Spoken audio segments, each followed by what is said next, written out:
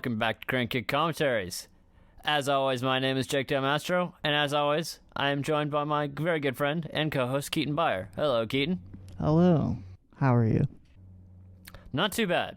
So, we had so much fun doing Shanghai Noon. Oodles of fun. Oodles of fun. Coming back with the sequel, Roy O'Bannon versus the Mummy. Roy O'Bannon versus the Mummy, the greatest title ever conceived. Pretty much, yeah. Pretty much as good as it gets, really, there. Roy O'Bannon versus the Mummy. I wish they'd made that into a film. I don't know if it could be committed to film. If it's Like, it's too it's too good. too good. I don't know what that means tangibly, but, It's but like yeah, I agree. Yeah. You just go to like develop the film or like It would just come out blank.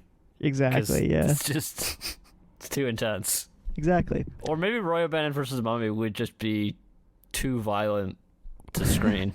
It would be too many X's. Yeah, exactly. Be like septuple X. Yeah. Like, what about that scene where he kills all the zombies with one bullet? Unwatchably violent. Yeah. It's horrifying. Yeah. Yeah. So yeah, we watched Shanghai Knights this week. That's what we did. We chose to do this because, as we said, oodles of fun with the last one, I guess. I don't even know if that's truly true. I think it's more that we just felt commitment to the series for Lord knows what reason. But we had to see it through, so we did. And I guess let's just go right into it. Let's start talking about the summary of this one, because it's kind of incomprehensible. I don't know, man. I think it makes perfect sense. This is the sequel to Shanghai Noon, as we mentioned. Right, I guess for non-returning listeners, we should give a bit more backstory of what's going on here. Exactly. If you haven't listened to the previous episodes, basically this is another sort of buddy kung fu movie, comedy, action thing, but it's not a Western this time. I'm going to go right ahead and say that this is the same movie, but worse. Really? Yes. Oh, man, I think it's way better than the first one. Really? Yeah. Interesting. Well, we'll get it. That'll be a fun discussion to prove you wrong in later on. All right. But anyway, so basically, like, we pick up like a couple years after Shanghai Noon. Yeah, go listen to last week's episode if you haven't. They've got the gold. Yeah. So Jackie John Wayne is now the sheriff of Carson City, is it? Exactly. He's a sheriff of Carson City for whatever reason. Well, because they became lawmen at the end of the last one. Yeah, exactly. But he's committed. He's really good to at it. Yeah, I guess so. That's right. He is really good at it because you see his whole wall of wanted posters that he's captured. Yeah, you'd think they just take them down after a while instead of just posting. Yeah. Anyway. And the princess from the previous movie is mentioned, although she does not appear. She's doing the Lord's work in San Francisco, whatever that means. I chose the phrase Lord's work. I don't know why I said that, but she's in San Francisco for whatever reason. Yeah. And actually, we missed the whole fucking intro bit, which was, I think, one of the best scenes in the entire movie. Because the movie actually starts in China, right? The whole intro bit. The part in China. Yeah, right. The part where we meet what's her name and John Wayne's father. Yeah. So that happens first? That's the first thing that happens in the entire movie. Wow. Yeah, it's a little bit weird. We'll get into all this, but okay. So you've got do we know that it's his father? I think we do.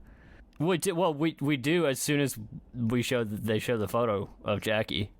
Right, exactly. So we learn pretty quickly that this is his dad and his sister, and his dad is like the guard of the Imperial Seal. So they write this huge backstory that did not exist in the first movie. It's reasonable. Like, you could have yeah. His uncle was involved in the Chinese government as well. It wouldn't be I suppose a that's stretch true. that his father was too. Yeah. Anyway, he's the keeper of the Imperial Seal, which is very important to being the Emperor, apparently. Wow. Naturally. Naturally, yeah, exactly. If you got the Imperial Seal, what's stopping you from just being the Emperor? Nothing. So yeah, so then the guy, the evil guy who's got Lord Rathbone. evil vampire hair, he comes in and kills Jackie Chan's father. Yeah, and there's a whole kung fu bit. Yeah, and we learn that Jackie Chan's sister is really also really dope at fighting, which is no surprise. Yeah. So that's the first scene that we forgot about. Yes. So anyway, back in Carson City. Back to Carson City, yeah. Jackie gets a letter from his sister telling him that his father's been murdered. Explaining the first scene, yeah. Yeah, and that basically that she tracked his killer to England. Yeah. And then basically Jackie's like, I gotta go to England, but before that, I need the gold. So I gotta go find my buddy Roy O'Bannon, who's in New York now. Yeah, so he goes to New York City to find Roy O'Bannon, who's living, the glitz and the glamour lifestyle. Yeah. What the guy said he has doesn't he have like the top floor of the Ritz? Oh yeah, and we also know that he's now famous because of a series of novels written by Sage McAllister about his exploits. Right. Exactly. With such fantastic titles as Roy O'Bannon versus the Mummy. Exactly. An amazingly titled novel. Yeah. Which is kind of an inconsistency though, because it seems to be that these are wildly successful. Anyway, we'll get into that. Yeah. Well. Anyway, we get to New York, and Roy is up to his old antics. Yeah, Roy is swashbuckling around. Well, I guess not. He's not really actually at all. He's not swashbuckling actually. He's kind of just putting it on. Yeah, he's just loafing around really, talking about swashbuckling. We find out that his relationship with Falling Leaves from the previous movie. It's disintegrated. I guess didn't work out. She's just not here anymore. It's not explained. Yeah, she's not in the picture. Presumably, I mean, I don't know if I'd be able to stand Roy O'Bannon for that long. For very long. Yeah. I don't know. I don't imagine she stuck with it for very long after the first movie. Anyway, so we find out that the gold is not is not here right now. Yeah, well, it's been invested into a series of questionable investments. It's what the Wall Street pros call a long-term investment. Exactly. So you can't touch it right now. It's building. It's accruing value. Exactly. And I think he invested in Zeppelins, not automobiles, which was at the time maybe a good call. Who knows? Well, I don't know actually. When was the Hindenburg? That was much later. It was 1911. That was much later. So it's like the golden age of Zeppelins had yet to happen. Yeah. He could have made his money back still. Yeah, this is still he still could have. Yeah, we don't know. Profited. That might happen in the third movie. We'll find out. Yeah, and we also don't know which Zeppelin companies he was invested in. There's a lot of details that you still gotta Exactly, but currently things are not working out too well for Roy. Because he's currently he's currently employed as a waiter / gigolo. Classic. Yeah, and that's not he's not loving it really. He has no direction. But he seems to be okay at it, I guess. He's doing a good job. I mean, he's pulling in the what do you call it? What's a female John? Is it a John? I don't know, actually. Is it a Jane? Maybe. Anyway. Well, hold on. Let me Google it. I noticed that in the cast they're listed as debutante. Those two characters. I guess, because, they're the mayor's daughters or whatever. Yeah. It's sometimes called Janes, but this is just Wikipedia. Okay. So there you go. You heard it here first. Right. And so, okay. Sorry, I'm getting sidetracked. Basically, Roy's like, well, I don't have any gold, but like, if we sleep with these women, they'll pay us. We'll make some gold to sleep with these debutantes. So there's this really weird scene. Yeah, this movie basically just traded the racism for sexism, didn't it? In a lot of ways. Yeah, maybe. Yeah. They're basically going through with this whole plan, and then turns out that these women are the mayor's daughters, and that Roy is in a lot of trouble. Yep. So then they have to just, good old-fashioned get out of town, but you have to get past the mayor and his goons first. So you've got the first awesome Jackie Chan sequence of the film with the revolving door, which is awesome. Yeah, he beats up like 6 cops using with their own batons, essentially. Their own batons, a luggage cart, and a revolving door. And then, meanwhile, while all this is happening, Roy has hatched a cunning plan. They find that one of the luggages that's coming out of the hotel is bound for England, so they hide in it. Yeah, they stow away. They stow away on a boat, and then they just like nonchalantly wander around on the deck of the boat like it's no big deal, even though they stowed away on it. And it seems like a pretty small ship. Anyway, yeah, who knows? So they get to England, and they're immediately talking some smack. Well, Roy O'Bannon's talking some smack on the English right off the bat. And then they encounter, a plucky little street urchin. Yeah, we don't learn his name until later. Yeah, I think that one of the guys refers to him as Charlie. Right, okay, so there you go. We meet little rapscallion Charlie, who makes off with Roy O'Bannon's watch, who he stole from his uncle, who stole it from somebody else. Abraham Lincoln. Lincoln, he claims. He claims. That's called into question later on, but we never really get a final answer on that. But one would assume that it's not true.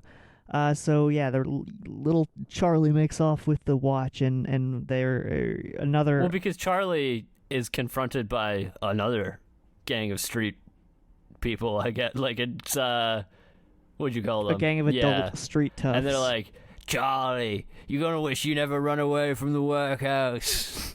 Yeah, dark stuff here. Dark stuff. I don't know what goes on in the workhouse, but it's bad. No good shit. Yeah, it's bad stuff. So Charlie ran away. They tried to bring him back, and then Jackie was like, nah. Roy's like, I just want my fucking watch. Yeah, so they beat the shit out of all these guys. Well, Jackie beats the shit out of... because these guys are like... Wow, Roy beats the shit out of one of them. Yeah, one of them, exactly. Jackie beats the shit out of the rest of them. Roy beats the shit out of one of them. And then they encounter a police officer who is a mixture of hapless and successful. I don't really understand how they play off this character. Yeah. It's pretty dumb, but... Yeah, a police... inspector, police I inspector. guess. They just call him Inspector, or do they call him... They call him Artie. Artie. Inspector Artie.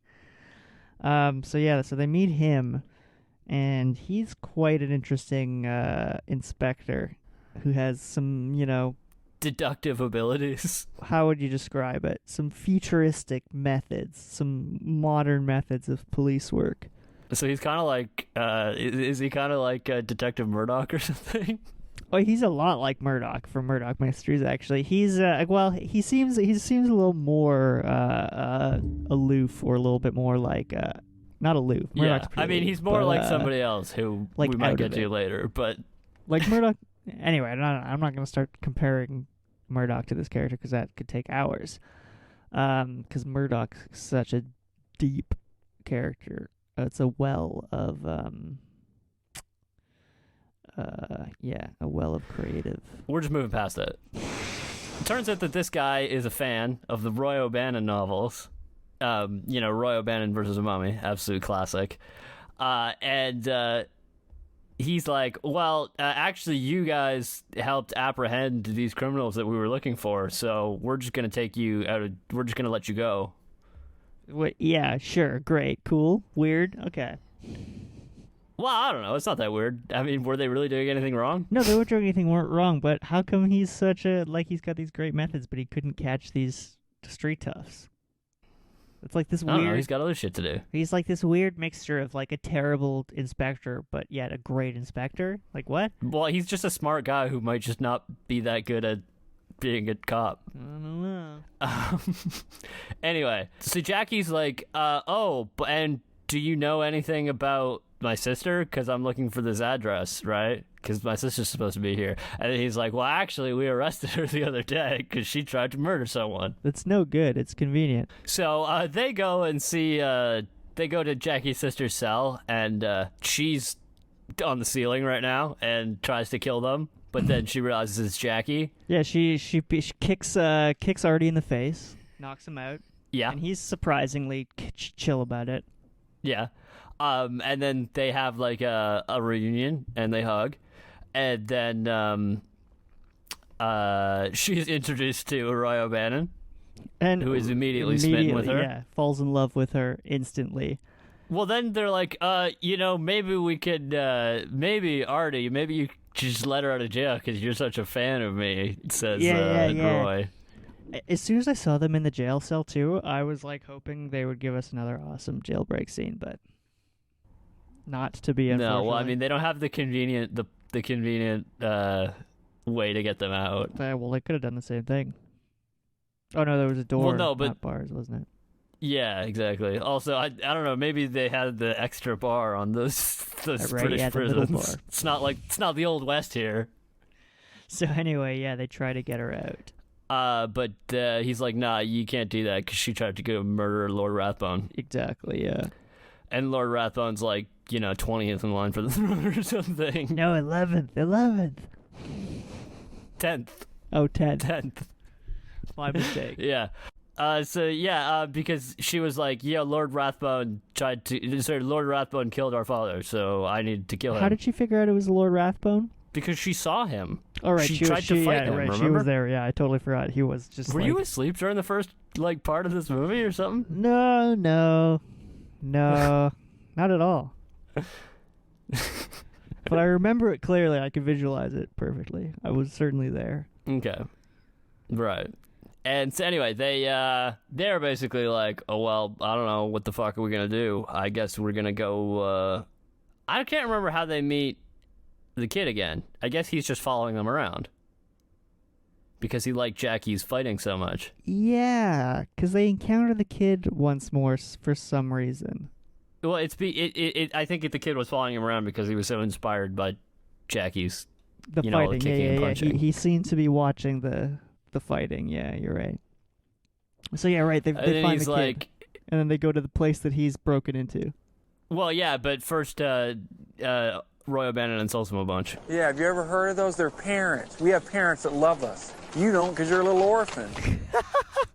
One of the best lines in the movie. I don't know. I quite liked, I've just been violated by a barnyard animal. Yeah, that's pretty good. All the best lines are said by Roy O'Bannon. Yeah, of course. Owen Wilson is the best one throwaway line. So basically they're like, well, kid, go fuck off. But then it starts raining, and then kid's like, well, I don't know. Do you guys need a place to stay? And they're like, fuck, fine. Yes, they start hanging out with the child. And the kid breaks into some fancy house for them, and they just kind of squat there for a bit. Yeah, they just and try to come up with a plan. Yeah, they make themselves real comfortable. And then Roy O'Bannon breaks out his crayons again for a plan. Roy O'Bannon makes one of his classic plans. How do they know? How do they figure out their plan? How do they end up going to the party? Yeah, why do they know that that's what they need to do? I missed that part. Because the house that they were in the owners of the house happened to have been invited to that ball. I know, but why? And the invitation was on the mantle. I know, but why do they know they needed to go to that ball? Because they knew it was Lord Rathbone. And that was just him having a ball, so they knew they needed to go to the ball to confront Lord Rathbone? Well, they needed to go to Lord Rathbone's house so that they could steal the seal back. Right, they're going to get the seal back from the Lord. So I kept forgetting why they were going there. Just they need the seal. Yeah, right. The seal, of course. Can't forget about the seal. And then meanwhile, we also find out that Rathbone is not working alone. it gets more complex and more incomprehensible because we have the useless character of Donnie Yen. Oh no, it's awesome. They should have picked one. I don't know why they had two characters. Both of these villains are great though.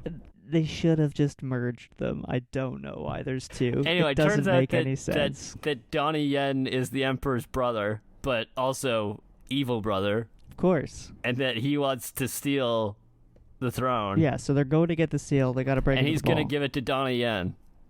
Yeah, and Donnie Yen, because Donnie Yen, and do we know Donnie Yen, what his role in all this is yet? Why? Well, we said he was the Emperor's evil brother who wants to steal... But do we know, like, why Rathbone's stealing the seal I think for him? that all kind of gets explained later, but not very well. Yeah, it's all kind of... Yeah, it's all poorly explained. So we know he wants the seal so that he can go use it to unite the Emperor's enemies, as he says. That's what he says. Lord knows how that's going to work, but that's his plan. So they break into the castle. They walk in. Well, yeah, they don't break in, sorry. Because they have an invitation. Yeah, they walk in, and then they go and they're trying to find the seal. They get into the library. Well, how did they get in? What were their disguises? Okay, so this is the first... Well, this is the most racist part of the movie, for sure. Other than the racist, like, indigenous joke at the beginning with, like, the whole savages thing. But that you've got...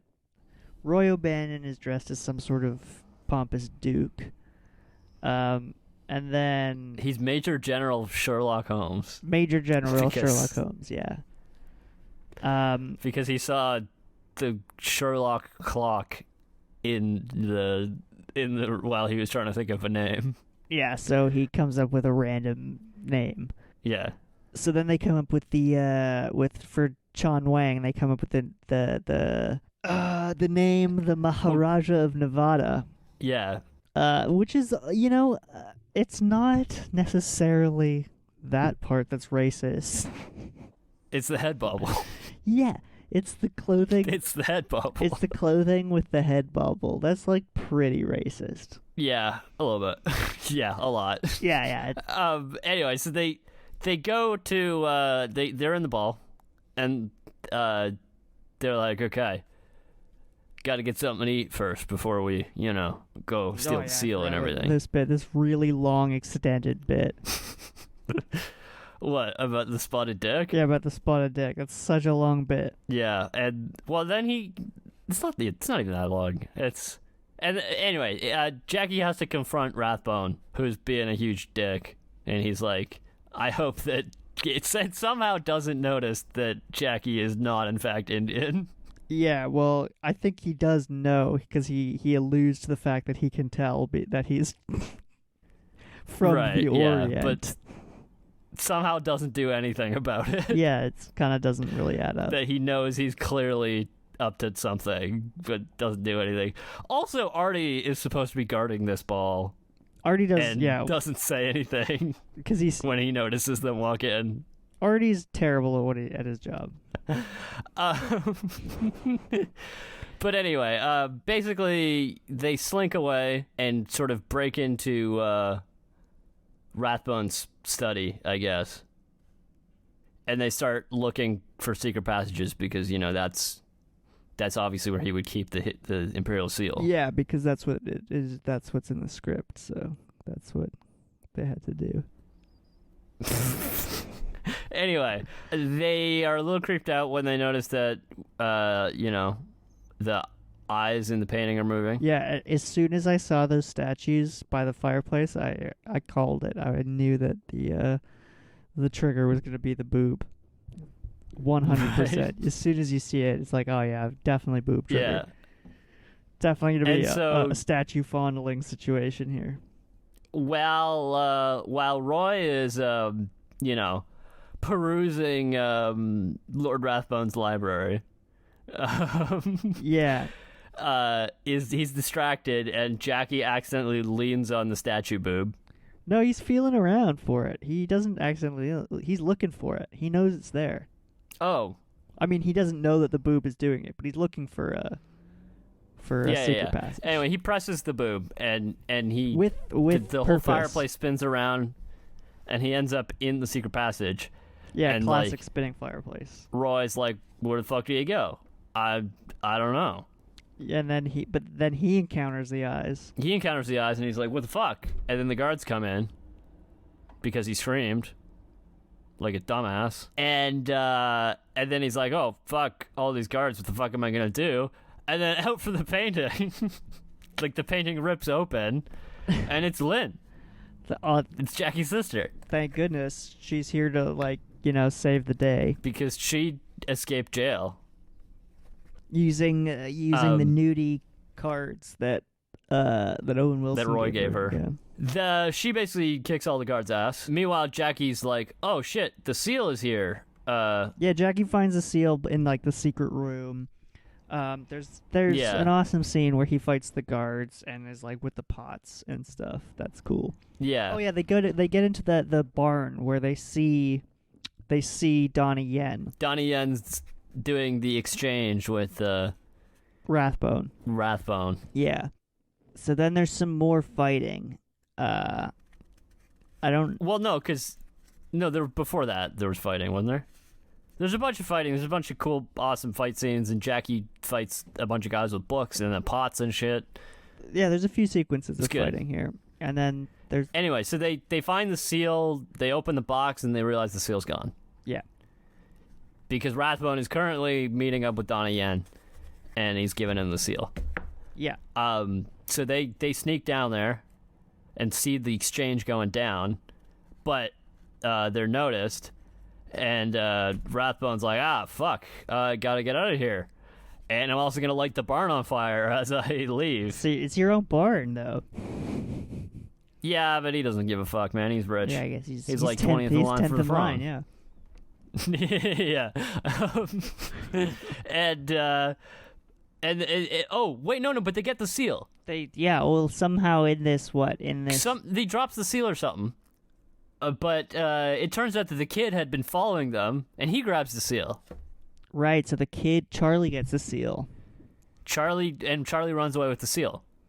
And they don't know where Charlie, because he's looking out for number one. He's taken after Owen Wilson. Yeah, exactly, because that's what Owen Wilson told him. Yeah, because Owen Wilson's a dick to the kid, and he's the kid looks up to him apparently. For some reason. Anyway, so then they're like, "Oh, fuck, man, we're in a burning barn. How are we gonna escape?"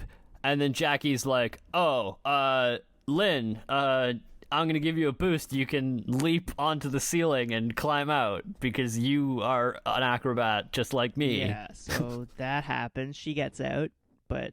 Jackie's like, "Roy, you gotta do the same thing." And he's like, "Dude, I can't fucking do that." Did you just, come on. Yeah, what in our history together makes you think I'm capable of that? And so he's like, "I got a better idea." And so then they steal Rathbone's fancy automobile, which is in the barn. Yeah. So then they smash through the burning barn. They drive through the side of the barn or through the barn doors. It's fucking sick. And they have I don't think either of them know how to drive. Because it's fucking 18-something, 87, and nobody knows how to fucking drive. No, and neither of them have even seen a car before. They don't even know what it is.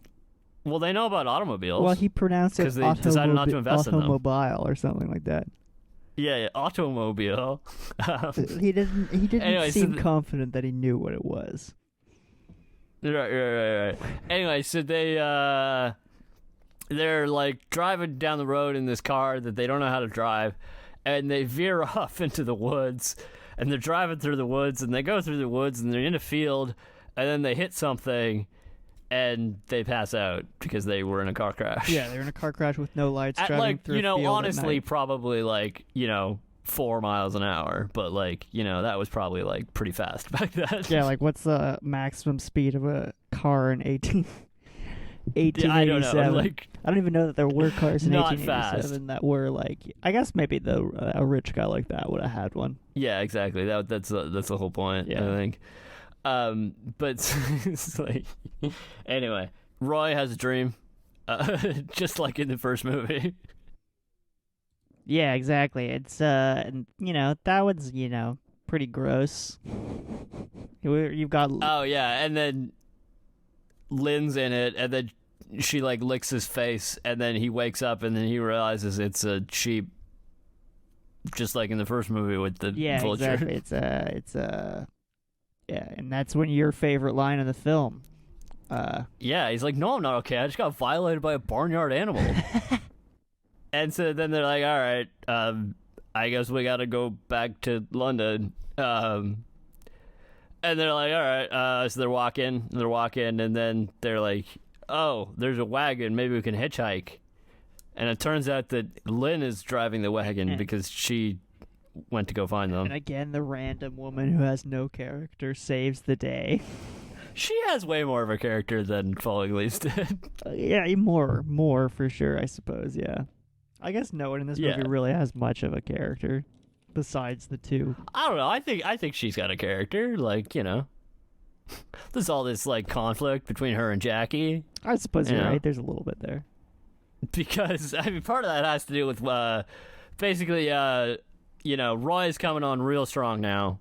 Yeah, Roy is hitting on her for real, and hitting on her like, you know, and she's into it. It seems Jackie's less so. She seems into it, but Jackie's like, no, she's my babysitter. Sorry, baby sister. He's like just being a huge, like, you know, what do you call that? Horn dog? No, what's Jackie doing? Oh, he's being a cockblocker. Right, yes, that's what you call it. That's what you call it, yeah. The horn and, dog is the only known enemy. And so then they get back to the city, and they're like, okay, we gotta lay low for a while. And so they go into like a sketchy brothel / you know, hotel. Yeah, I mean, where they stay. Yeah, it's pretty happening place. There's like, you know, I thought the scene was hilarious because they played like, I don't know, ZZ Top or whatever. I know that was from the first movie, but I forget. But it was like, you know, saloon music, but from like, you know, the 90s or whatever. And then when Jackie Chan and Owen Wilson were like talking to each other, they put the music like lower as if it were playing in the background. Yeah. I mean, this movie is pretty anachronistic in many ways. I just thought that was hilarious. Just like, yeah. I don't think that's playing in the background. I don't think you should be like questioning the accuracy of this. Yeah, but I guess maybe. Anyway, Jackie decides, you know, he's got to have a talk with Lynn because, you know, there's no way he's going to let her, like, you know, get with Owen Wilson because he's a fucking piece of shit. Then we have this, like, weird repeat of the basically the exact same thing that happens in the first movie. Well, in reverse, though. Exactly. It's just slightly reversed. Well, not slightly, 100% reversed, but... like, I don't really understand, like, what Sean Wang's motivation is here. You know, what? Like, Well, I mean, he knows that, you know, Roy is full of shit. Or at least that's the way he views it. Yeah, I don't know. It just seems like this is, like... This seems like forced conflict to me. That's all. Right. Anyway, so he says a bunch of things about Roy to Lynn, culminating in calling him Royo Bologna. Because he's full of shit, yeah. Well, because he's full of baloney. Full of baloney, yeah. Royal baloney. And Roy overhears this, and he's sad. Yeah, Roy's not... Because Roy wanted him to talk him up, and he even said he would. Yeah, but he did the complete opposite of that. Oh, and also told him that that thing about his salmon not swimming upstream. Oh, yeah, the thing that, like, weird, like... equated the fact that he was infertile to being a bad person, which was a little strange, but there you go. Well, I mean, he's self-conscious about it, yeah. Yeah, well, he Owen Wilson, yeah, exactly. Oh yeah, okay. Then you get the Rathbone, right? He comes back, right? Like when they get kidnapped and they're dunked into the river. I'm just trying to remember how we get from the river, from the brothel to the river. Well, you skipped the pillow fight. Oh God, right? I forgot about that. story. Okay, so There's this whole weird, like, surreal scene with a pillow fight. yeah, there's like an orgy scene with like a pillow fight, and then Lynn like breaks down the door, or like comes to find Owen Wilson Roy. because she's like not gonna listen to Jackie Chan. But then it turns out they're like having some sort of weird naked orgy. It's a really weird scene. Yeah. And so Lynn basically goes and storms out and kills Jack the Ripper. Kills Jack the Ripper, yeah, which I feel like just nonchalantly, yeah. Really quickly they just throw that little gag in there. It's pretty funny.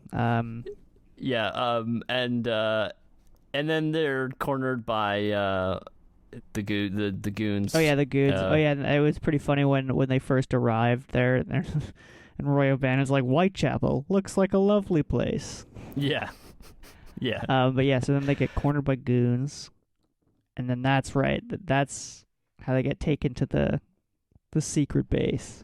Then they're taken to the secret base on the river, and they're strung up in a James Bond villain-esque killing mechanism. Yeah, see, that's the problem with this movie. There's just so many fucking scenes. Like, we just go from place to place to place to place to place to place to place, and eventually I just kind of forget why we're going to the next place and why I just don't know what's going on anymore. Nor do I particularly care. Like, this movie doesn't. You don't care. Anyway, sorry, I'm getting ahead of myself. Right. So basically. This is where the bad guys explain their entire plan. Yeah, this is the James Bond sequence. They're like, okay, we are going to murder the Queen and all 9 royal people. Yeah, this is a terrible in front of Rathbone plan because it's going to be with a machine It's gun. going to be so obvious that Rathbone was behind it if everyone before him is just gunned down with a machine gun. It's like, oh. Look at that. Well, it's going to be... but this is his whole plan, because then he's going to frame it on Lynn. Yeah, but still. So he's like, and I'm telling you this now because I'm about to kill you because I'm going to drown you in the river. Yeah, because you're hooked up to this big thing that I'm going to lower so I into can the tell water. you my evil plan. So I can tell you my evil plan. And then Donnie Yen's like, yeah, I don't know why I'm working with him, but we have 2 separate evil plans, and we just decided to combine them, basically. Basically, and then there's the fucking, what should have been a way more epic fight scene. What, where Jackie, so then they're like, okay, we're gonna leave. Hope you die. We're not gonna stay to make sure. Oh, God, so stupid. Incomprehensibly dumb. This happens in every James Bond movie. Exactly. So the James Bond thing happens. The Goldfinger thing happens. Oh, yeah. So, and this is where they have the revelation, because they think they're going to die, that turns out that Roy actually wrote all the books, and that he spent all the money on the books. He printed 1 million copies, and he was second only to the Bible. Yeah. That 1 year in somehow printing. he didn't make much money off this. Somehow he wasn't the best businessman. Yeah, which doesn't surprise any of us, really. Even though, even though the book seemed to be relatively popular, at least in Carson City. Yeah, Well, but and then in also, England. and in England. So they were popular internationally, yet he blew all the money on the printings. I don't know. I guess he printed too many, and they weren't that... they don't really explain it, but it's both successful enough that everyone's heard of him and not successful enough that he lost all his money. Well, maybe he was selling them for, maybe all his pricing model was all fucked up and he was losing money on each copy, He's right? probably just a horrible businessman. Probably. I mean, it's Roy. What do we know about his character so far? Yeah, he's it's not really great at anything, so... Well, he's good at, talking. Yeah, he's good at conning people. Yeah, he's really good at that. Short-term cons, but... Yeah. Not really a long con kind of person. No. Oh, yeah. And so Jackie's like, okay, whatever, I guess. Sure. I'm going to go help. I'm going to go escape. Yeah, unrelated. Because I'm good at this, I'm and Jackie you're not. Chan, So I'm gonna untie myself with my face, and then I am going to leap off, knock off all the guards while you are being lowered into the water. Yeah, well, you start drowning. And he starts drowning, but because Jackie's trying to fight the guards, but then also like spin the thing, like raise the wire that he's on. Yeah. But he keeps sinking, because he's got too much going on. You know, tense scene. You know. Yeah, and then Jackie knocks off all the. Oh wait, no, Jackie knocks off most of the guards except one of the guards grabs the machine gun that we talked about before and starts shooting, and then Jackie dives into the water, and he's like, I got to escape all the bullets, And he then does in the water. Unties. Sorry. He escapes all the bullets in the water successfully somehow, but he does a good job. He gets to the bottom. He gets to the bottom and he finds Roy, who is drowning. Yeah, Roy who is drowning. Yeah. And then they swim back up to the surface somewhere else. Yeah. I think Roy had an eel in his ass. He said. Yeah, he did. Yeah. So then they swim up, and then the guy's not shooting at them anymore. Well, no, because they didn't swim. They didn't surface in the exact same spot. Right. They surface in like a different grotto or whatever. Yeah, exactly. And so they're like, oh fuck, what are we gonna do? We need to go find Artie because he's, our only friend. Maybe he can help us. Our good friend Artie. Yeah. Because he's a fan and he will help us. Yeah. So they go and they find Artie. Yeah, who we find out has just been fired, from the police from Scotland Yard. Yeah.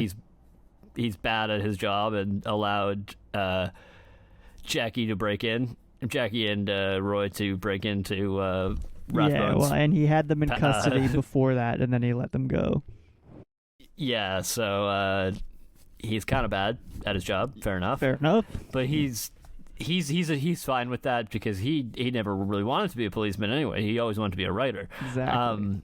So then they ask him to use his futuristic deduction method of crime solving that he's come up with. Yeah, so that they can go find the kid who has an Imperial seal. Yeah, they want to find Charlie. Because they're like, if we find the seal, we can prove that Rathbone is a bad guy. I don't totally. But yeah, that's what happened. Well, it kind of makes sense.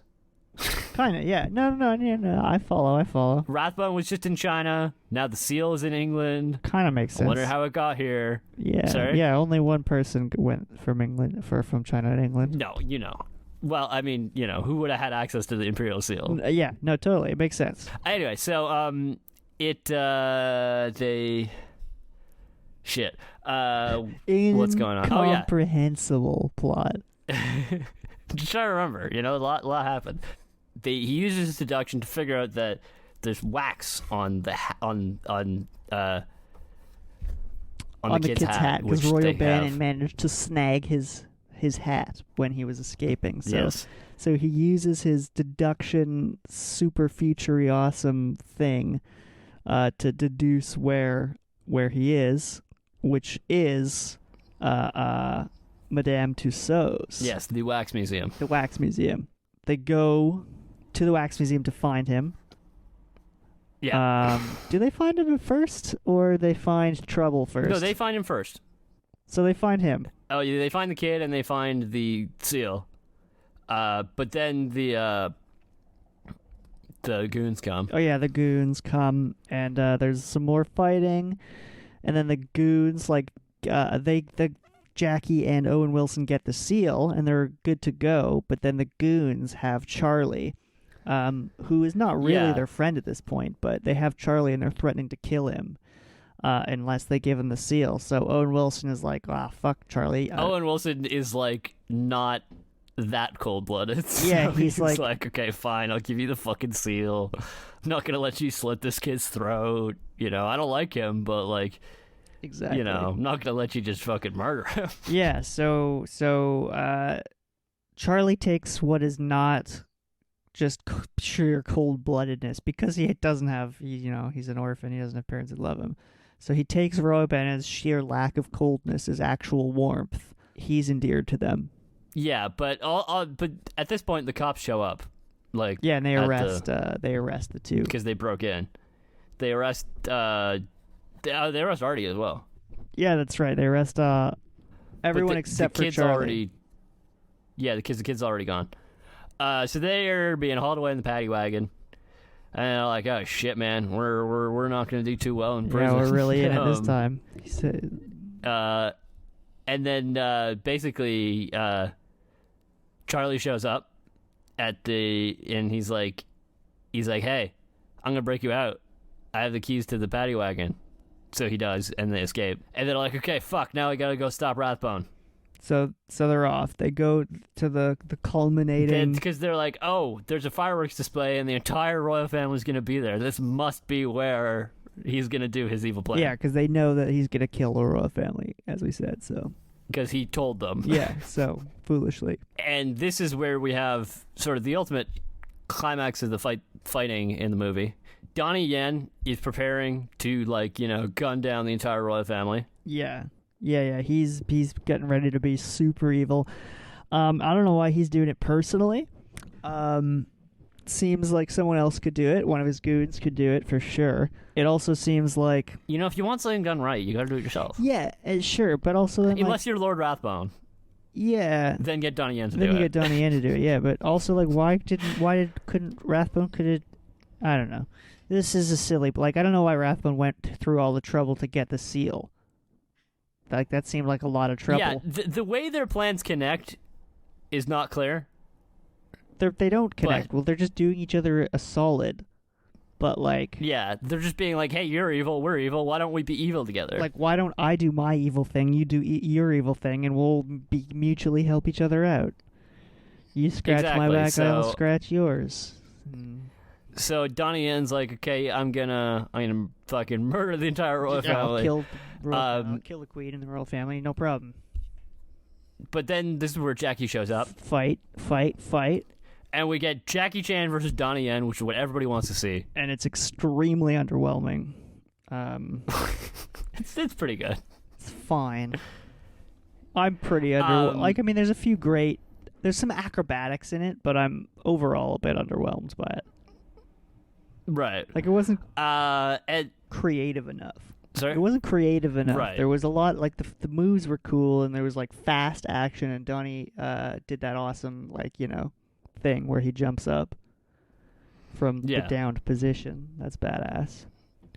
Yeah, it's pretty badass. Yeah, so he does that. And then we get Fan Wong, Lin, the actress who plays her. She also joins in. I don't know if it's actually her, because I don't know if she has the martial arts experience. I think she does. I think it is her.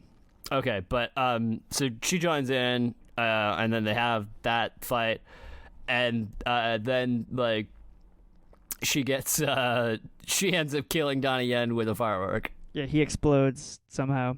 Don't ask questions. Well, she fires the firework at him. It flows. He gets propelled by it off the boat, and it explodes. Yeah, with what him other movie does that attached to happen it. in? Does it happen in Mulan? Ah, yeah, that's a good one. Yeah. Sick. But what was I gonna say? And then so they got rid of Donnie Yen. Yeah, so that's And one the one fire, down. one down. And he did fire off a couple rounds because the chain gun is all spinning while this is all happening. Yeah, and the chain gun, like, what did you say? 200 rounds a minute, and it's just like spinning, firing by itself. I feel like an early chain gun like that. Somebody would get hit.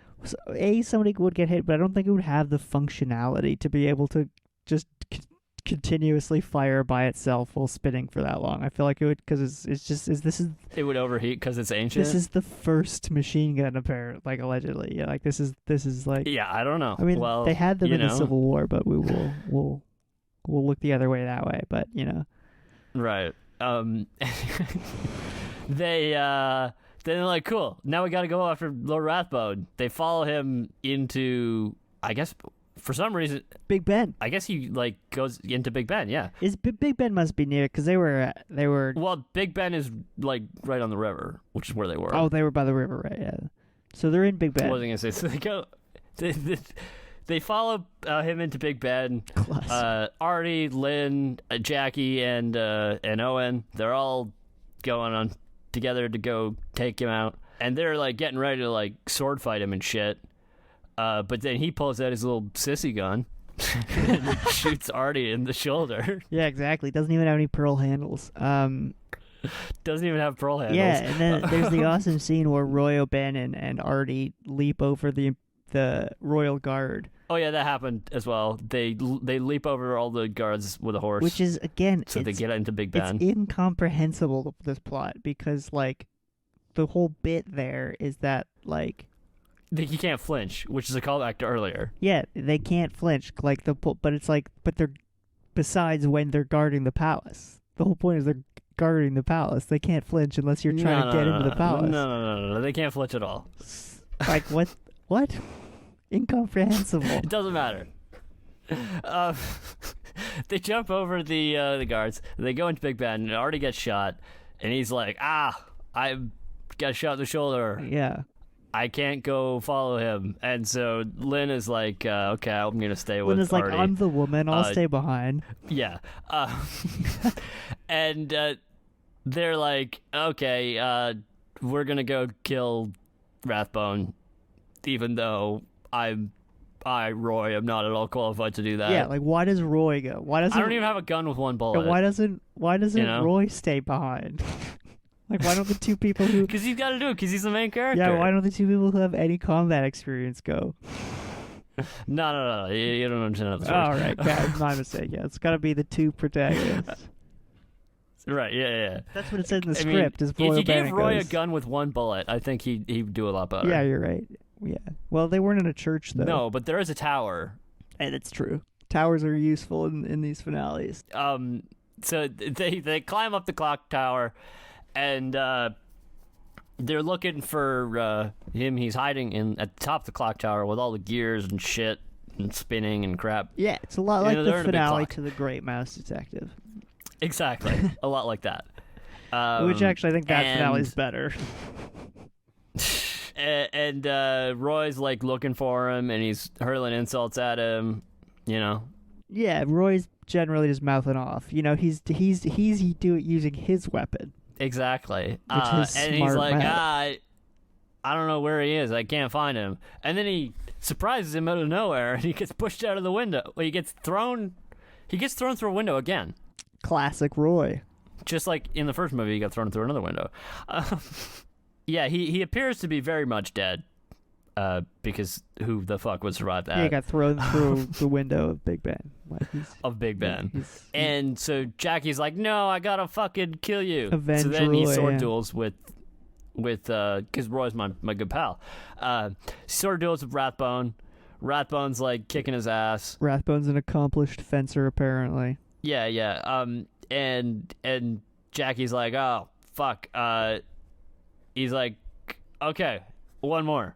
And then Jackie's like, fuck this, I'm not gonna fight him. I'm just gonna cut the ropes on this platform that we're standing on. We'll both fall out the fucking window. Yeah, like Rathbones aggressively causes his own downfall, and like in all of this, like if he didn't tell them where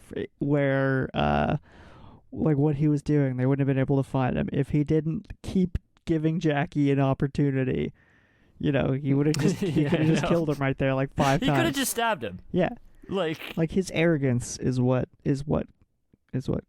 killed him. You know, and he didn't need to work with Donnie Yen. No, he really didn't need to work with He Donnie could have Yen. just done the whole plot himself and not involved Jackie at all by not killing his dad. Exactly. It really, like, you really shot the bed on that one. Yeah. They both fly out the window because they fell off the platform. Yeah, Jackie cut the ropes holding turns up. out that Roy is hanging on to the clock hand. Roy survived. And so he catches Jackie as he's falling, and Rathbone falls and dies, presumably. We don't know. Yeah. He falls to his death. I don't know how Roy knew which one was which when he came crashing through, but he knew which one was Jackie, and he grabbed Jackie successfully. So they're like, okay, cool. I guess we killed the bad guys.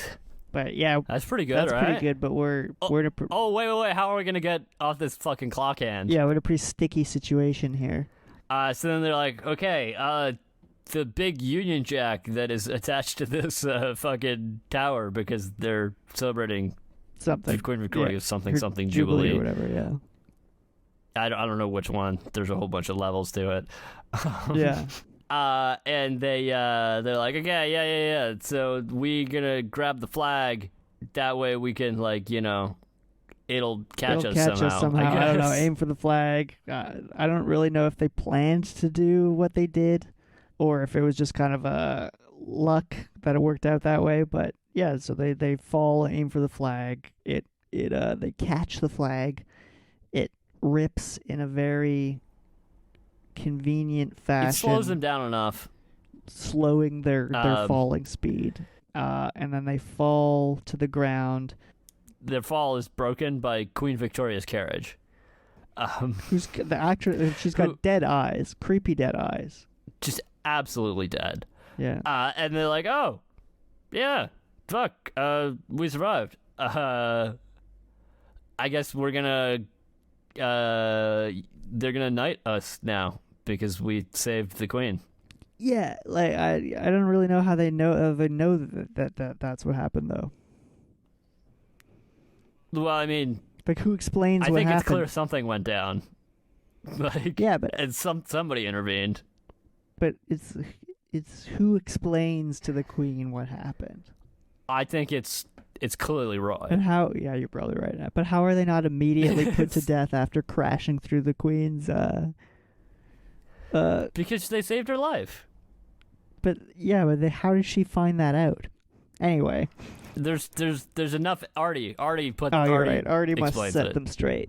Artie must have explained it because he gets knighted too. You're right. He took a bullet for the queen. He did. He took a bullet for the queen. And they're knighting them, and Artie, Roy, and John Wang all get knighted, and Lynn does not because it's 18 something, and I guess they don't do that with women. Yeah, because she's a woman. Yeah. Although she clearly did kill Donnie Yen. Yeah, she did the heavy lifting there. Yeah. So I don't know. But they're like, yeah, we saved the day. Okay, cool. Let's have our whole epilogue now. And they're like, oh yeah, because then we hear Artie's full name for the first time. Yeah, as he's being knighted, yeah. Yeah, and they call him Sir Arthur Conan Doyle, as in the writer who invented Sherlock Holmes. Yeah. And then he's like, I'm gonna start writing a book about a detective who uses deductive methods like the ones I use. My deductive methods. And he's like, well, what are you gonna call him? And then he's like, I thought I'd use your name, Roy. Your fake Sherlock name. Holmes. I thought you had a great fake name. So, Roy O'Bannon's also a fake name. Oh yeah, good point. His real name is Wyatt Earp. Earp. His real name is Wyatt Earp, yeah. But he's not the Wyatt Earp, I guess. Also, and then this isn't the end of our historical references. Because the kid introduces himself as Charlie Chaplin. What? So you've got what a group we Jackie's, had here. Owen's telling Jackie all about his great idea that they're gonna go to Hollywood and because motion pictures are the next new big thing. Fuck Zeppelins, man. Yeah, fuck Zeppelins. Get into film. They call it motion pictures because everybody needs a good action picture. He's like, yeah, you'd be really good. You can have a good action. You do that kung fu thing that you do. They exactly. They love that. And then he's like, John Wayne, movie star. It could work. Yeah, which doesn't make any sense because no one said movie. The word movie's not been said. And it doesn't fucking matter. And the concept right? of movie star doesn't even exist yet. It's 1887. No, I know, but a lot of things don't exist that happen in this movie. That's such a bad note to go out on, though, because it's the worst. Most... It's not the final note that they go out on, though, because then we realize that Charlie is stowing away in the carriage. Oh yeah, so he's going with them to Hollywood. He's going with them to Hollywood. He's going with them to Hollywood. He's gonna become a Hollywood star because he's Charlie Chaplin. Yeah, exactly. He's stowing away to Hollywood. Yeah, and that's it. That's the end of the movie. God, what I think we disagree a little bit about this movie. Yeah, I think so. And should we get into our initial thoughts and discuss why you're wrong? Well, why you're wrong, yeah. Yeah, why you're wrong. We can talk about why you're wrong. So this movie is like, okay, so they took, the old movie. They stripped out all the parts that, didn't really work that well, And then, they added, a better supporting cast, You got Fan Wong in this movie, who's great. She does some fucking kung fu shit. It's good. Donnie Yen, fucking sick kung fu. Yeah, I mean, they don't really use any of the supporting cast, and I would say the supporting cast is... And Aidan Gillen, who pretty early in his career, I think this is the first movie he probably did in, North America. Well, although the first Hollywood movie I think he'd done, is an excellent fucking villain. He's a good villain. He does that well. No, this movie's definitely worse than the first one. You think it's worse? It's less racist, but it's definitely worse. Like, I think this movie needed to be merged with the first movie. I think if... What do you mean? I think my biggest gripe with this movie is that there wasn't enough fighting. There was so much fighting. There wasn't enough. There was too much talking. And the dialogue was... I feel like there was more fighting in this movie than there was in the first one. I don't know that there was. And my second... Because the first one, the fighting scenes that you have are basically, okay, you have the bar fight, you have the fight at the end. No, there's tons more interludes of fighting. Like what? There's the standoff scene where he's the horseshoe. Okay, yeah, there's the scene where he fights the Indians, because they're all evil and savage because they're racist. So there's 4 fight scenes then. And then there's the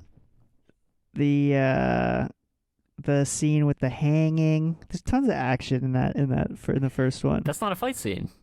That's an action scene. Yeah, there's equal amount of... Well, there's more action in this movie. This one, I don't know. There's just so much talking in this one, and there's the dialogue scenes always seem to go on for I think this movie, the biggest thing that went wrong here is that...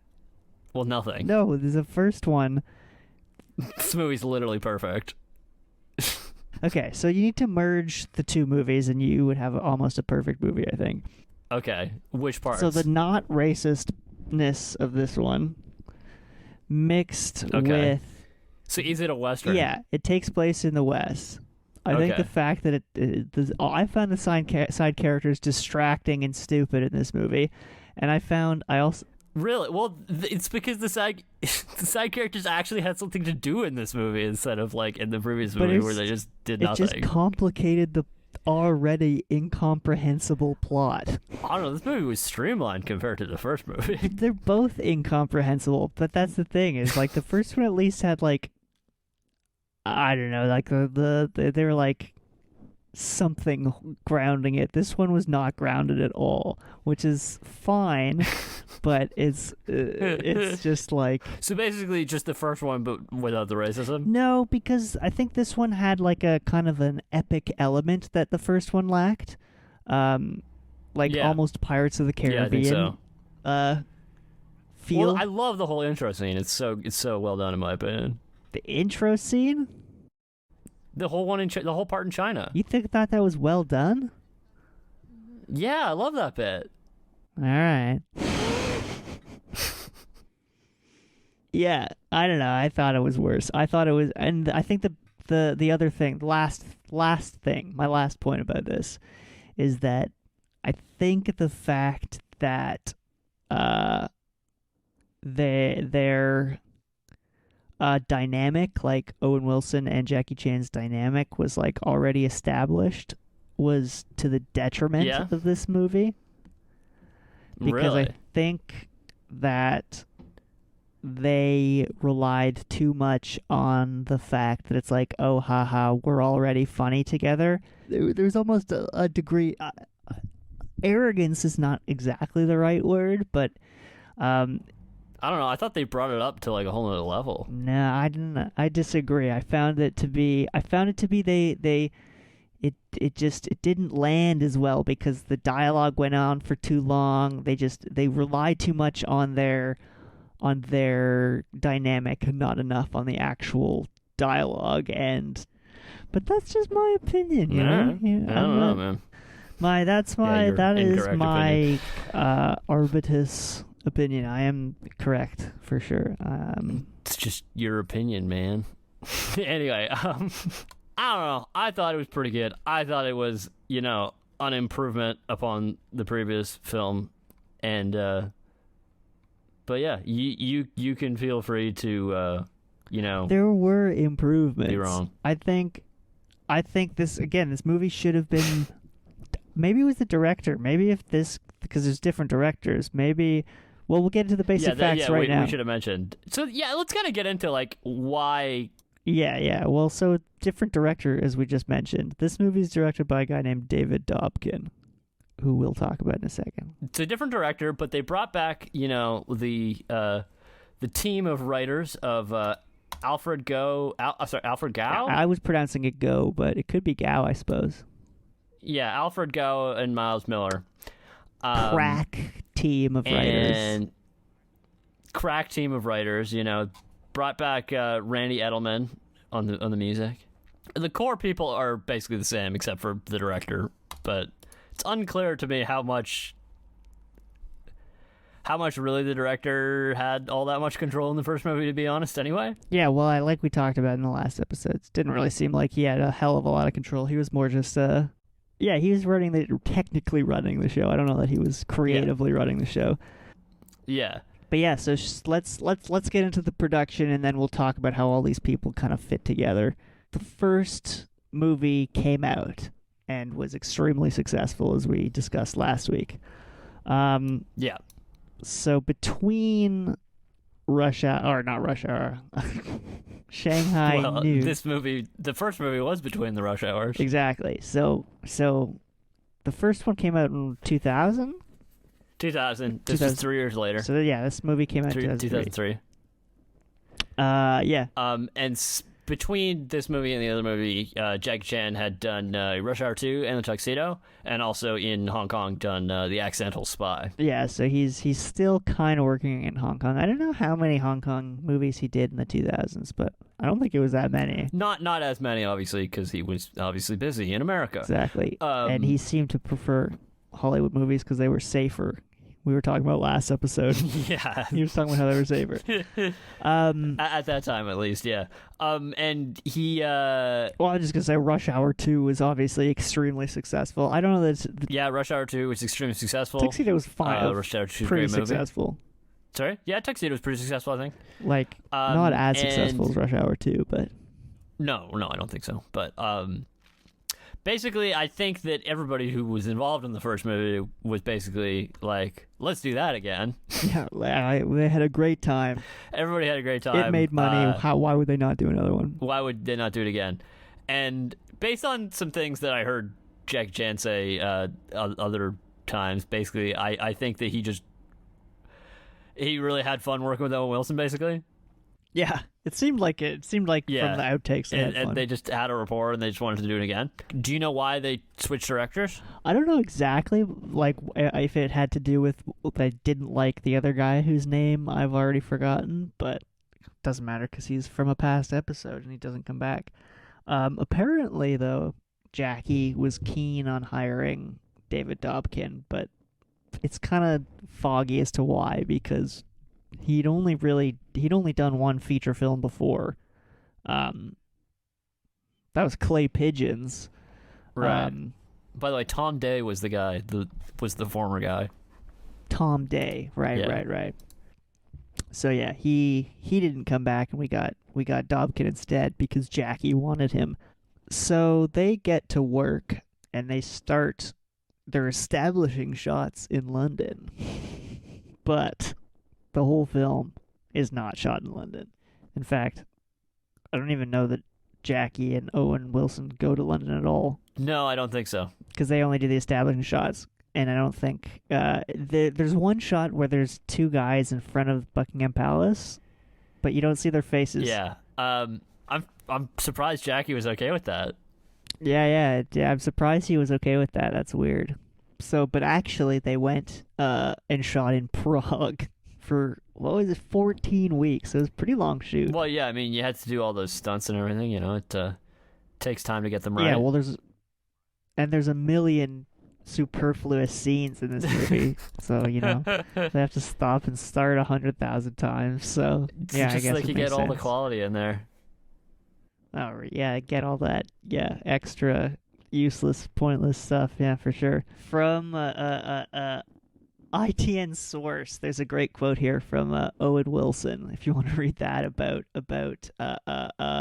shooting in Prague. I thought it was kind of funny. Yeah, so Owen Wilson had some things to say about shooting in Eastern Europe, which I thought was interesting. I've been here a couple months, and we've got another month left. It's funny. I've been in Eastern Europe a lot in the past couple of years. I was in Budapest filming I Spy with Eddie Murphy, and then I was in Bratislava last year filming Behind Enemy Lines. It's not a part of the world I thought of spending much time or even visit, but here I am, and it's pretty nice. And then today, it's like beautiful, sunshiny day. It's like when you grow up thinking of Eastern Europe, and you think of the sun never coming out and it being kind of grim, but it's not that different from Texas. And as we discussed last week, Owen Wilson from Texas. Indeed. Yeah, so that's pretty funny. Have you ever seen the movie I Spy, Keaton? No, I was going to bring that up. I haven't seen that movie. I seem to remember it being pretty funny, but I haven't seen it in a long time. I Spy with...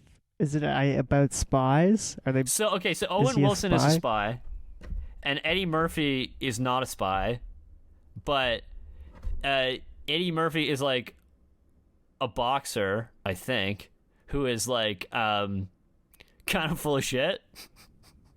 Okay. And he's like, but he's like a celebrity, right? But he's recruited by like the CIA or whatever. By the CIA to go do some something. spy I shit. can't remember what it is. And Owen Wilson is like his handler. Oh, that's ridiculous. Owen Wilson is the straight man? Well, kind of. It's funny. I mean, I you guess gotta watch Eddie it. Murphy and Owen Wilson. Yeah, I guess if those are your two guys. Yeah, between the two of those guys, like who's the straight man, right? Yeah, I guess that's a good point. Yeah.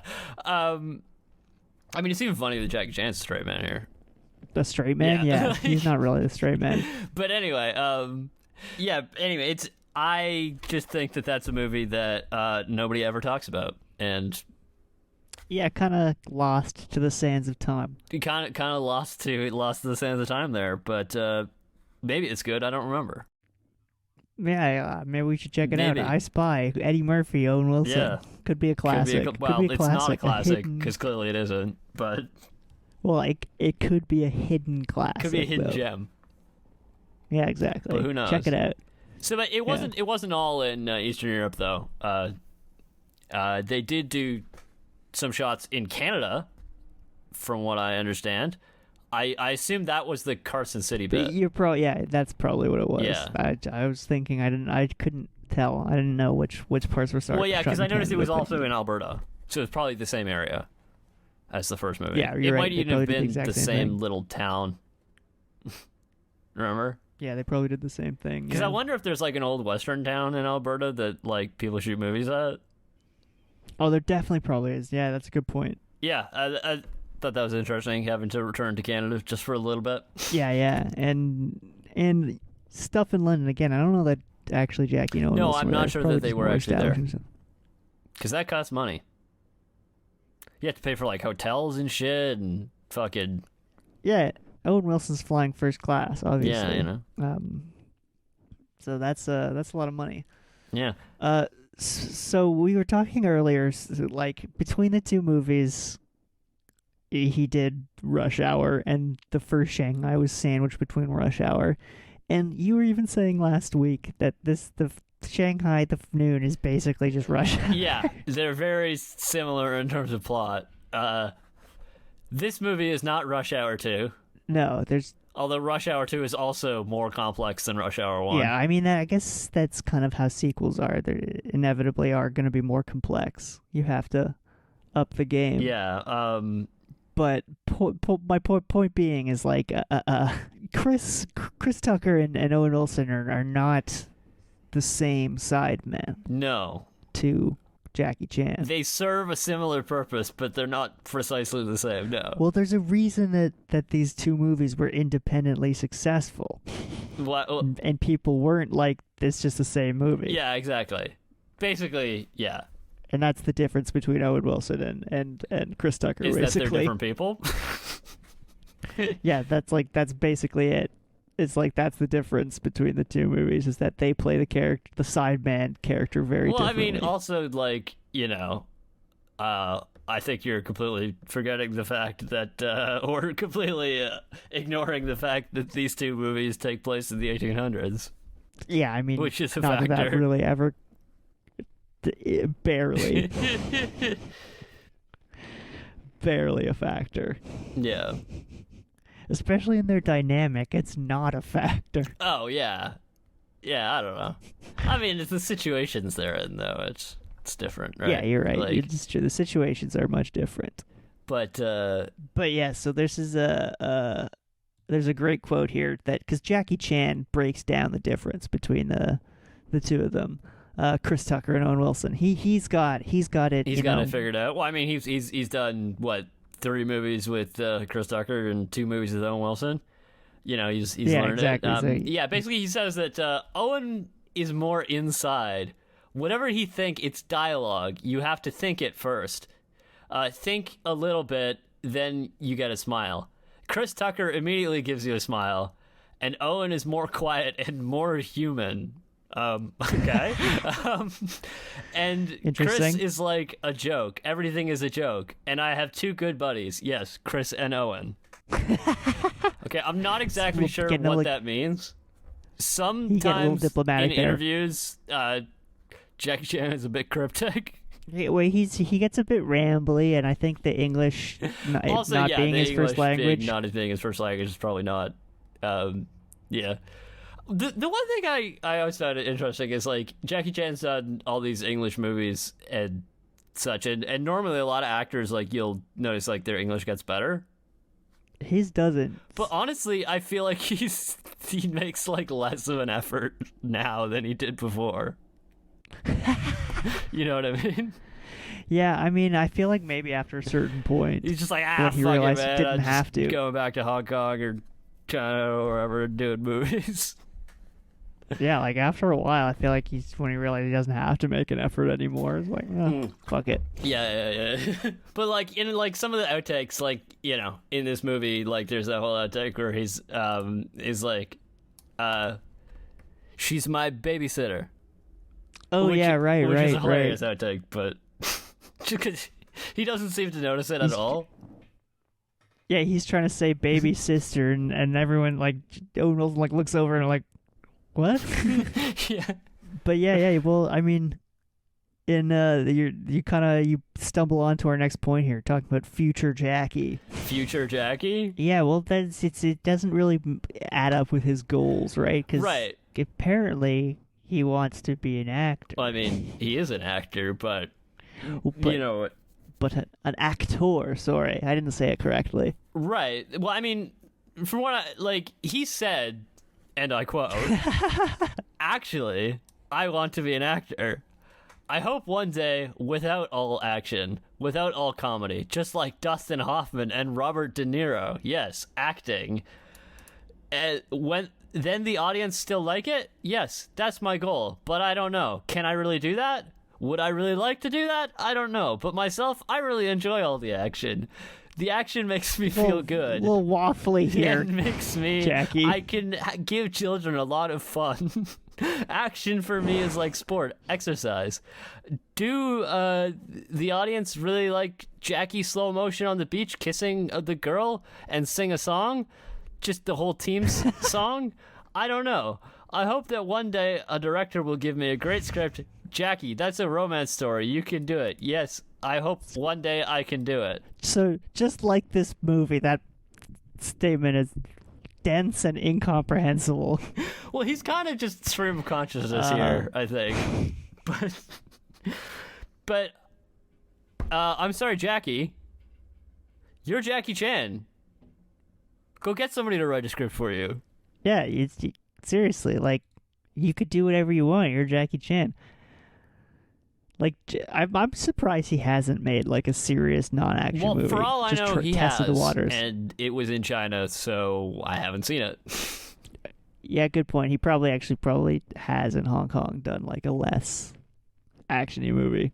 Yeah, well, I'm thinking like after all the Hollywood stuff, right? What has he done? I haven't really been paying attention. Right. But yeah, that's pretty much that. Yeah, the production's It's basically a lot you more know. of the same, you know? Some cool shit happened, they did some cool stunts, and they, except this time it wasn't in Alberta. Exactly. It was in Prague this time. Yeah. So that's kind of what happened, but who did it brings us to our next segment, is the question that is on everyone's minds, I believe.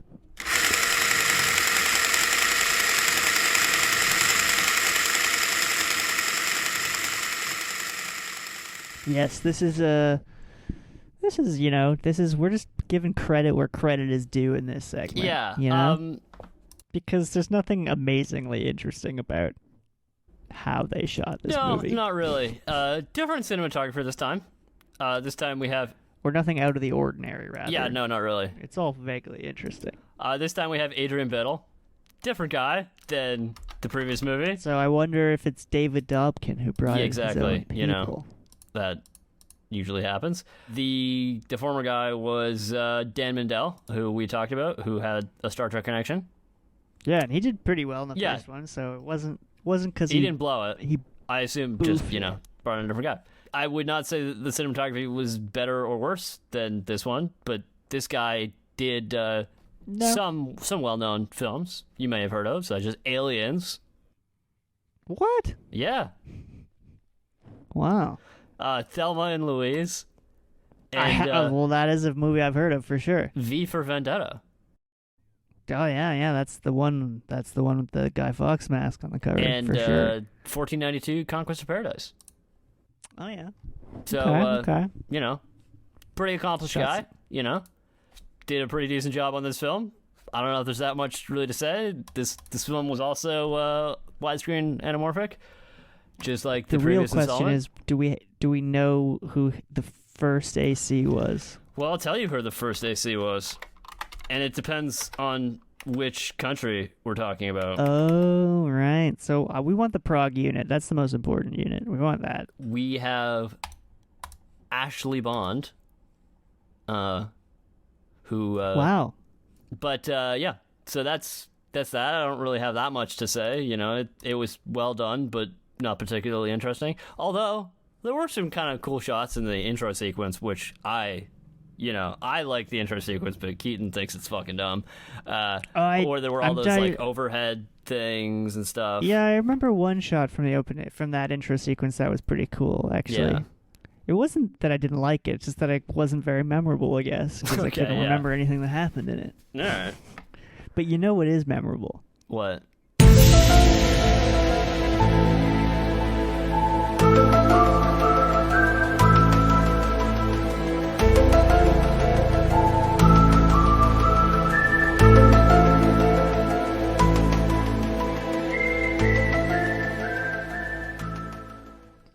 Ooh, welcome to the truth. Yes. Okay, here we are. It's truth time. We're going to set the record straight. I'm just going to preempt you here and talk about something that I noticed. I don't know if you're going to get to it. Okay. But the Imperial Seal, I looked it up. Yeah. In fact, a real thing. Does not look anything like that. Didn't think so. No, that's not what I was going to get into, but that is a good place to start with the truth. The actual Imperial Seal of China is actually square.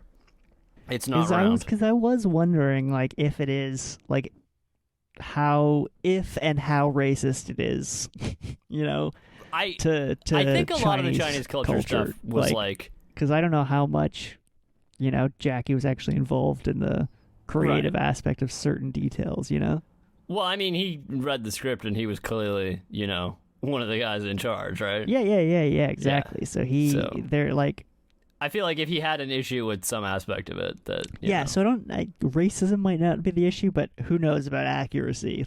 No, exactly. But last week we talked about the racism, so we'll let that sleep for this week. And Yeah. instead we'll talk about... So I will tell you, there is no place in India called Nevada. Really? Yes. I'm shocked. Yeah. So let's set that straight. All right. So let's get into the truth here. This is our main story. We're What's our talking main story? about the fact that Sir Arthur Conan Doyle was in this movie. Okay. I actually did read his Wikipedia article. As far as I know, he was not a detective at any point. In fact, he was a medical doctor, right? Well, that's what I was going to mention. Well, 'cause first of all, what I was going to say is when I was first watching it, I was like, okay, hold on, 18, because I'm a fairly large Sherlock Holmes fan. I'm not like world's biggest, but like when they first were mentioning Sherlock Holmes, I was like, okay, hold on, 1887. That's like, I think Sherlock Holmes might have been already been written. Yeah, right. Like it might have been a thing, but no, the first Sherlock Holmes novel, which was more as a series of articles, but when it was first published, like a serialized novel. Yeah, exactly. It was 1887, so it does add up there. Actually, that's right about on time, isn't it? Exactly. That's when this movie takes place, 1887. Yeah. He wrote it pretty quick, I guess. I guess he wrote it pretty quick. Yeah. In this movie, they portray Sir Arthur Conan Doyle as being basically Sherlock Holmes. Except basically. Except bad at his job in other ways. Yeah, exactly. But in reality, as you said, you read his page. He was a lot more. I think Watson was how he wrote himself into it. Right. Yeah. Exactly. Because Sir Arthur Conan Doyle was he was actually a doctor, and he was in I believe he was in the army as well. Okay. Did he fight in like the Boer War or something? Yeah, I don't know if he actually like fought any like it was in combat, but I think he was just in the army briefly. And then he had a medical practice, but he hated being a doctor. He never wanted to be a doctor. He wanted to be a writer. Just exactly. Like so in this movie. Exactly. So, not totally off. Well, I mean, I think that they kind of added, like, that was just a funny thing that they could add. It was all a point of the joke. But, they actually got it quite right in the sense that that's kind of what I wanted to, like, do you think the year 1887, do you think that was all because of this? Do I think that's why they said it in 1887? No. Because the reason why I don't think so is because when was the first one set? Oh, good point. And is it exactly 30 years afterwards? Because is that just a coincidence, or like what's going on here? I think that's probably a coincidence. Shanghai Noon. When is Shanghai Noon set? Because they say the date at the beginning of this one. They say it's 1887. Yeah, they definitely do. 1881. So it's longer than the amount of time that happened in real life. So then I think they might have done it on purpose. Just for this. Just for that bit. What about all the Jack the Ripper shit? Is that the right year? Basically, no one knows anything about Jack the Ripper. That's what I've come to. I know one thing about Jack the Ripper, and I learned it from Star Trek, and that's actually Jack the Ripper was an alien entity. Oh, he's an alien? Yeah, you're correct. So it says here that he was active from 1888 to 1891. So which would be after this movie, actually. After this movie, yeah. But it could be that it just wasn't reported. Well, like maybe it was they were talking about it like that. It was widely known that it was a thing. Oh yeah, you're right. So there's another. We just found a little sub truth there. Yeah. That's an inaccuracy, but yeah, there you go. So Sherlock Holmes, Sir Arthur Conan Doyle, he's Watson, not Sherlock. Yes. Well, Roy O'Bannon is Sherlock. Yeah, exactly. And then A Study in Scarlet, which was the first one, came out in 1887 as a serialized, as you say, novel. Okay. And then as the sub truth is Jack the Ripper was not active until 1888, so can't have been him. Some other serial killer. Well, I mean, do we want to like go on find out the historical sheriffs of Carson City and find out that John Wang was one of them? Wow, whoa. Like, I'm sure we could figure that out. Carson City Sheriff. I don't think you need to look it up. I think we know. I just want to know if you could find a list of sheriffs and how far back it would go. I mean, it's definitely written down. Yeah, it's written Like, down somewhere. I just You wonder might if have it's to go to public the Carson information. City archives. I don't know. Like, do I have to email the Carson City archives? Current sheriff is Ken Furlong, if you're curious. So, what's next? I kind of brought up Star Trek. Maybe we should just do that. Let's fucking do it.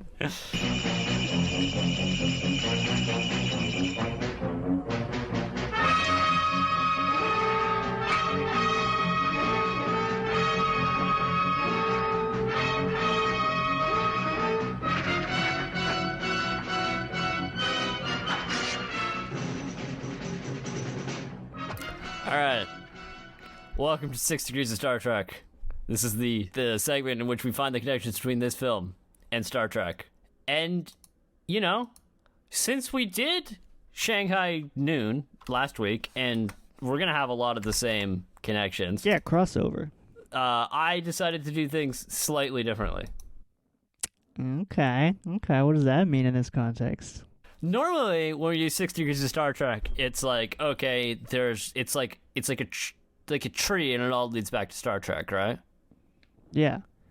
But like, so if I were to draw this movie on a piece of paper, the connections, it would look more like a spoked wheel. At the center of that wheel would be Michelle Yeoh. Okay. Who's she?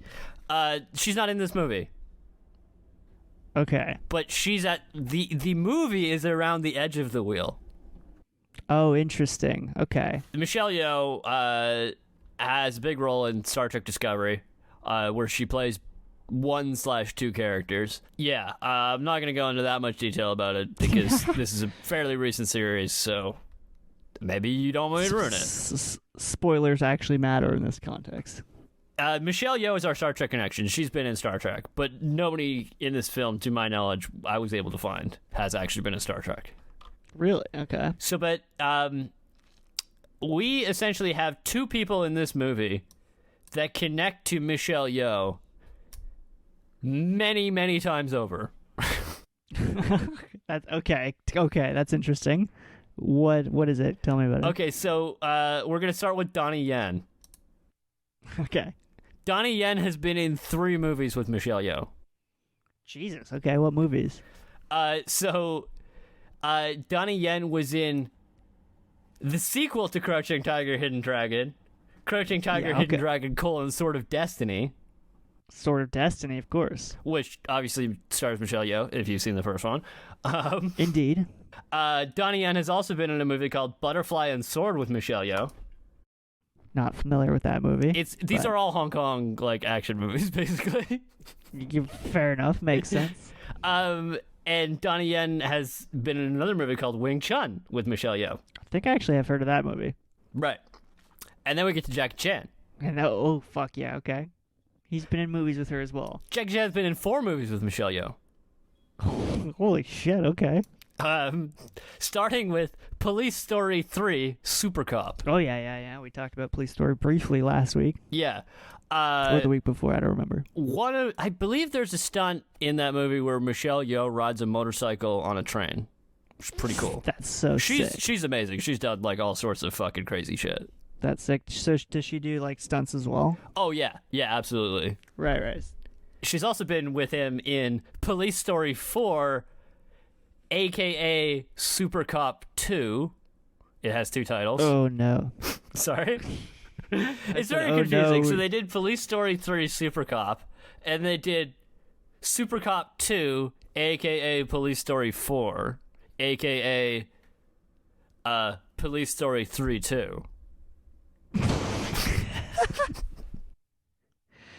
Yeah, that's nightmarish. And then she was also with Jackie Chan in Kung Fu Panda 2. Oh, that's a great movie. Kung Fu Panda series. I was just watching Kung Fu Panda last night. It's a great Really? movie. Great yeah. franchise. I haven't seen it in a while. And Excellent finally, in a film called Twinkle Twinkle Lucky Stars, also with Michelle Yeoh.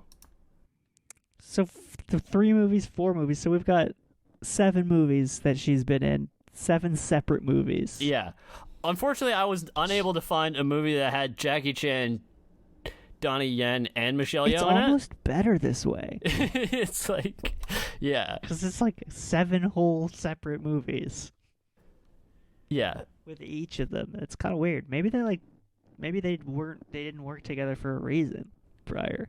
Why? I mean, they're different generations. But... What? Donnie Yen and the other two? And Jackie Chan. Right, yeah. I mean, I don't know. Like, I mean, they were in this movie together. Yeah, exactly. But yeah, no, just a lot of Hong Kong and a little bit of Star Trek, basically. A lot of Hong Kong, little Star Trek. Fuck yeah. But yeah, Star Trek Discovery. Star Trek is in there. It's in there. I like the wheel approach. Yeah, it's like it's I could draw it. creative It would be good. approach. It would be like the inner track of the wheel is Donnie Yen and the outer track is Jackie Chan. Because Jackie Chan's got more points on him, so he's a bigger circle, right? Well, yeah, he's a bigger wheel, Exactly. bigger tread. Exactly. So yeah, that is that. Fuck yeah. All right. Well, that's pretty sick. So we've got basically one. Yeah, Last let's kind thing. of talk about, like, you know, because I think we kind of alluded to this, that there may or may not be a sequel to this movie at some point in the future.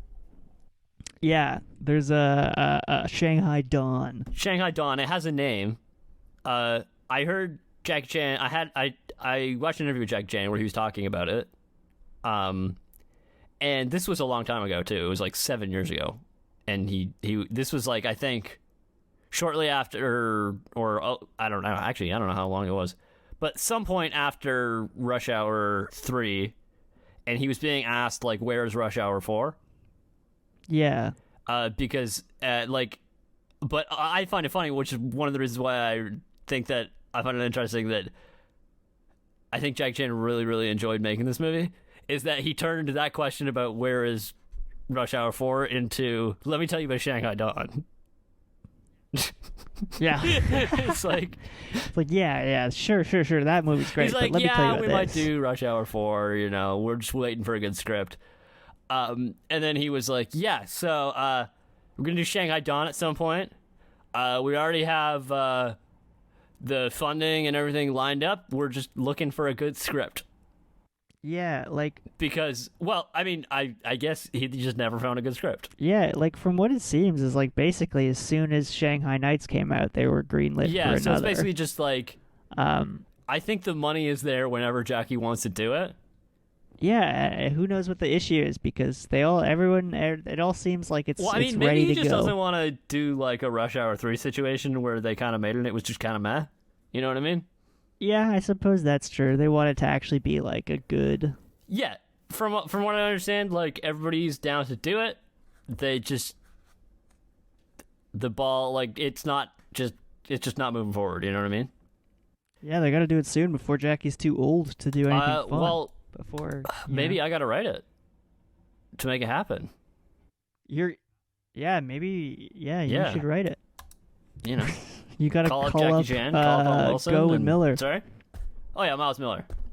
That's true. I got to talk to them. But yeah, Miles Miller wrote Spider-Man 2, which is, fucking excellent movie. Great movie.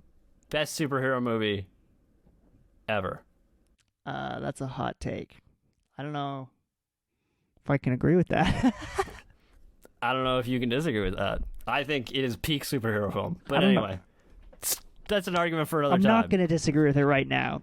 Yeah, I won't. I choose not to disagree with it right now, but we'll leave that there for now. But yeah, let's end this episode about Shanghai Knights and give some final thoughts. Great movie, perfect movie. Nothing else to say there, Keaton. Yeah, I don't think you have anything to say. Better than the first in every way. It's gonna have to be a meh from me, dog. Take I it don't or leave know. I it. guess you just don't like good movies. I guess not. Yeah, no, I guess not. I don't know. I guess I just like racist movies. yeah, I think you really needed the racism for you to enjoy it. Like, that's all I Yeah. can figure is what's Really, going that on here. must be it. Yeah. All right. I mean, I think it's great. Keaton, you disagree because you're dumb, and that's all there is to it. Let's before I play this out, let's just check if I have any shoutouts to do. Hopefully, maybe there's somebody in Prague that I can. Oh, that would be great if there was a Prague shoutout. Sorry, we should have said that. We called it the Czech Republic, but it still is the Czech Republic, but we could have called it Czechia if we wanted to. No, it does not appear. Let me just double check, but it does not appear that. Why don't we email this episode to someone in Czechia and then? It does not appear that any Czechs have ever listened to our podcast. So that's too bad, but Damn it. you know, I guess the Russians are listening.